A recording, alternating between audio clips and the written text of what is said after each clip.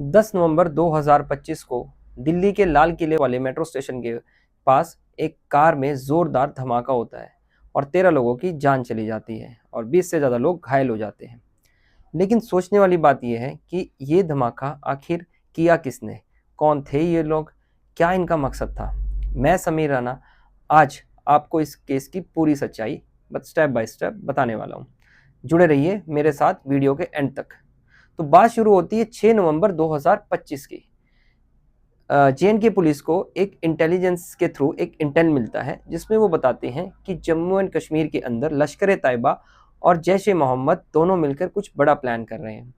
Jammu and Kashmir फ़ौरन इसकी छानबीन में जुट जाती है और उसे एक वीडियो मिलता है जिसमें एक शख्स लश्कर ए तैयबा और जैश ए मोहम्मद के पोस्टर लगाते हुए दिखता है।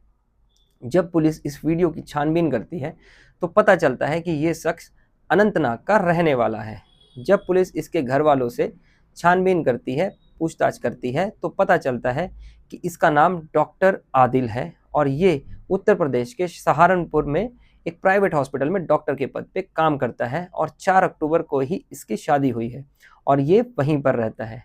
अगले दिन 7 नवंबर 2025 को J&K police UP Uttar Pradesh पहुंचती है और वहां की पुलिस के साथ मिलकर ये डॉक्टर आदिल को गिरफ्तार करते हैं।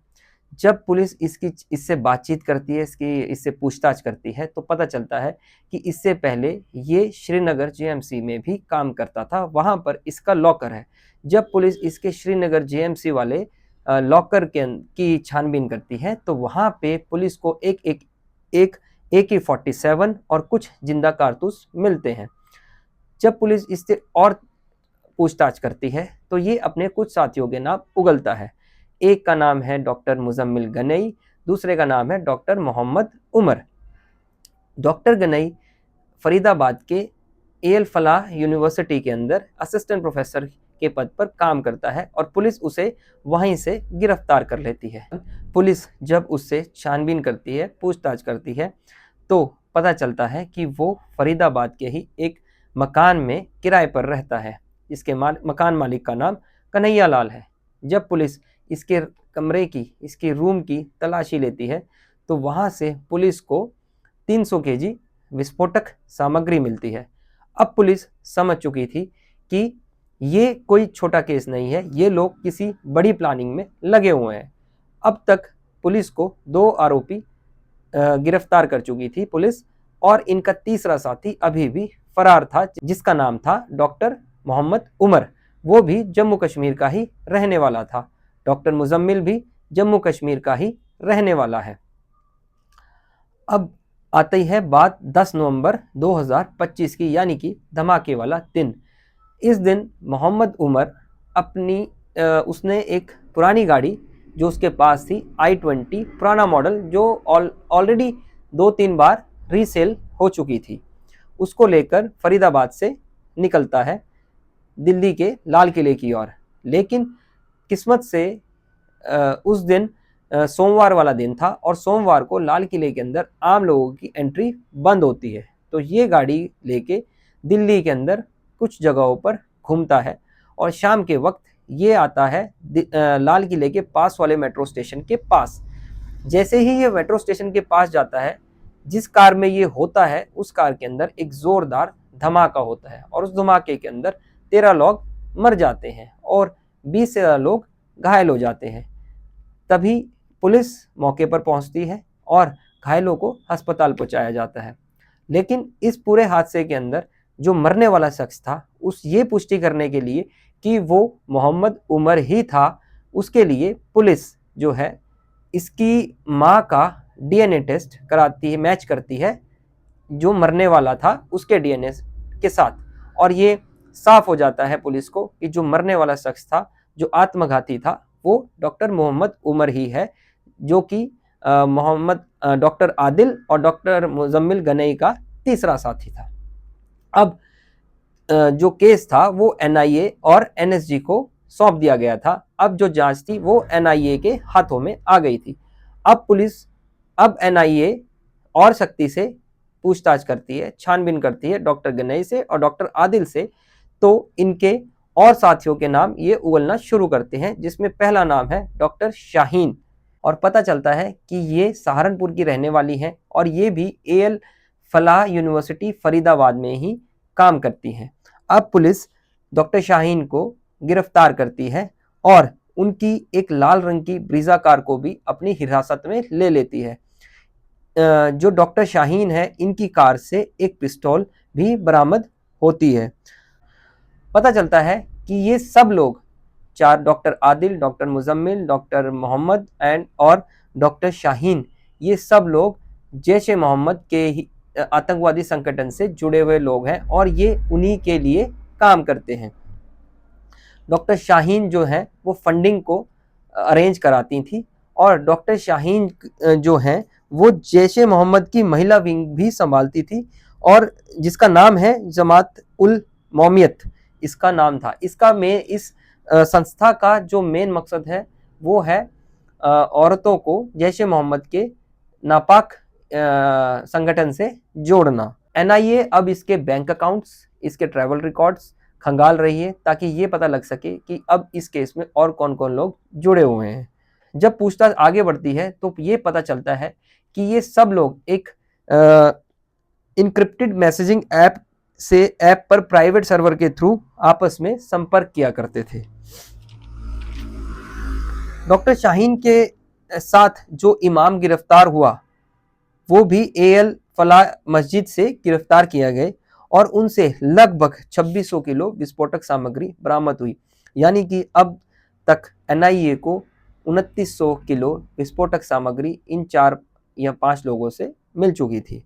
एनआईए की जांच अब आगे बढ़ती है और सामने आती है एक चौंकाने वाली बात। ये सब लोग जैश ए मोहम्मद के सदस्य हैं और उसके इशारे पर उत्तर भारत और दिल्ली को दहलाने की साजिश रच रहे थे।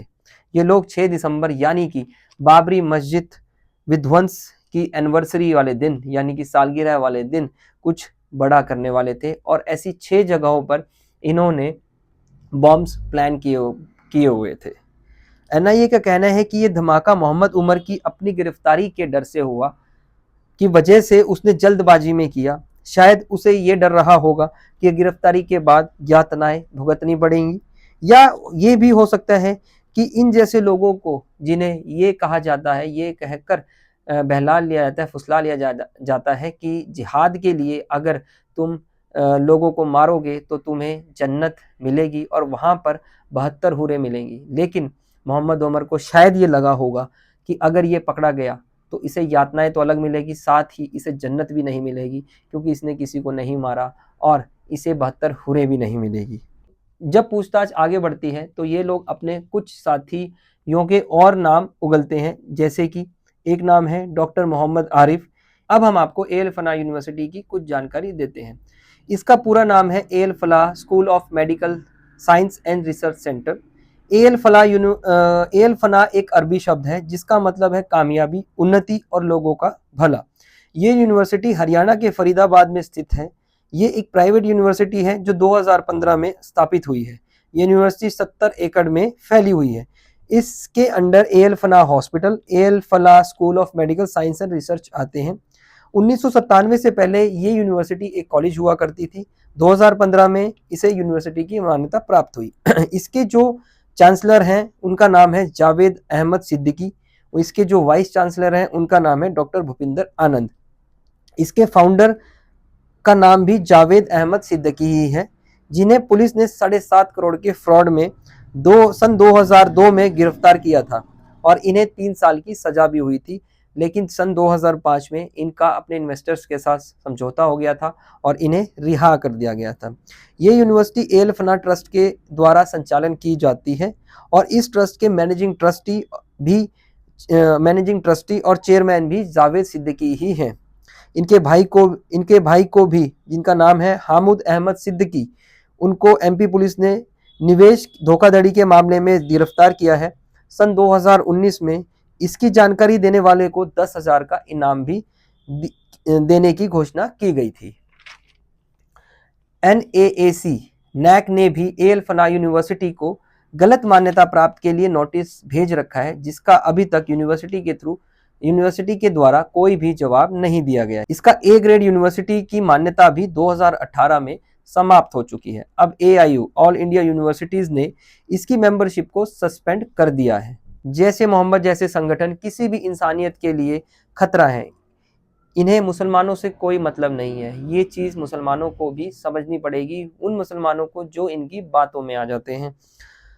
इन्हें प्रॉब्लम सिर्फ भारत से है, फिर चाहे लोगों को धर्म का नाम पूछ के मारना हो, या फिर बड़े धमाके करने हो, या फिर बाबरी मस्जिद का नाम लेके भारत में कोई धमाके करने हो। इन्हें किसी भी धर्म से कोई मतलब नहीं है भारत का, चाहे वो हिंदू हो मुस्लिम हो।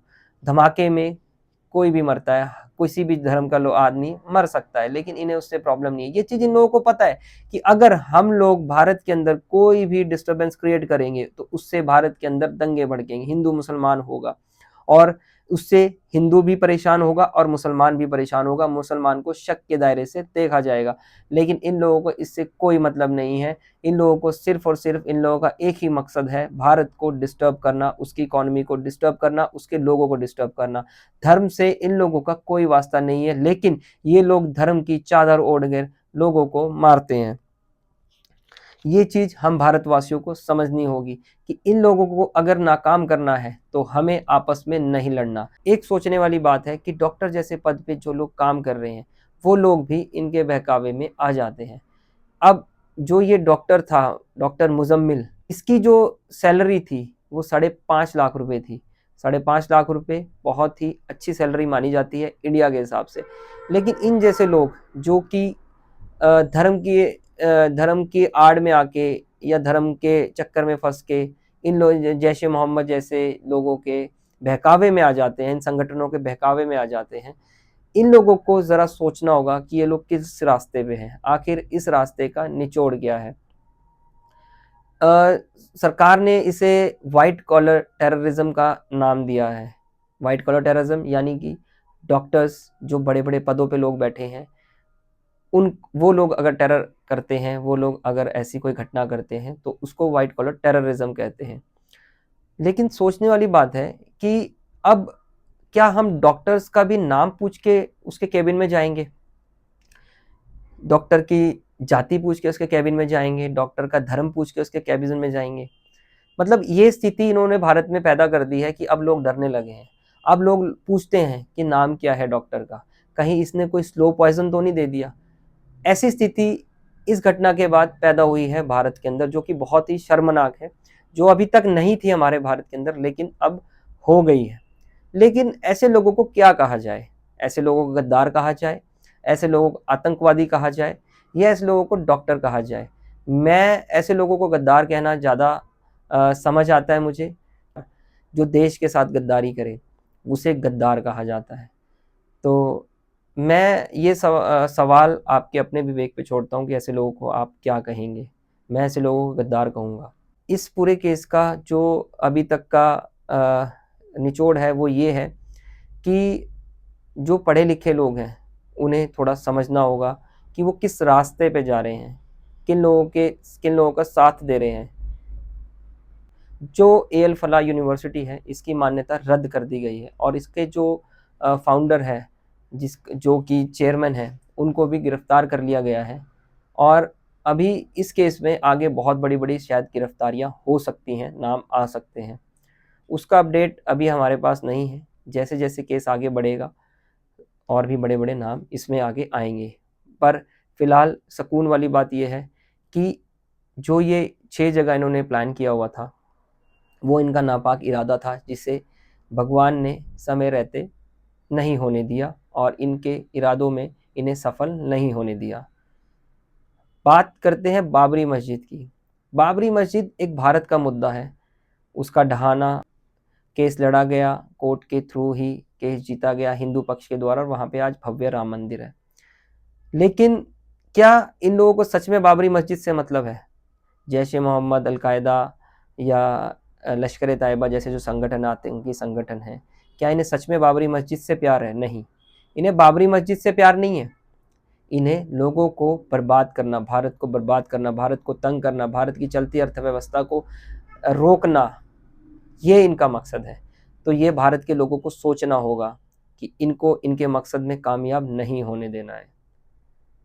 मिलते हैं नेक्स्ट वीडियो में। चैनल पे नए हैं तो चैनल को फॉलो कर लेना, वीडियो को लाइक कर देना और कमेंट करके बताना कि ऐसे लोगों को, डॉक्टर जैसे लोगों को जो ऐसे घिनौने काम करते हैं, आप उन्हें क्या कहना चाहेंगे।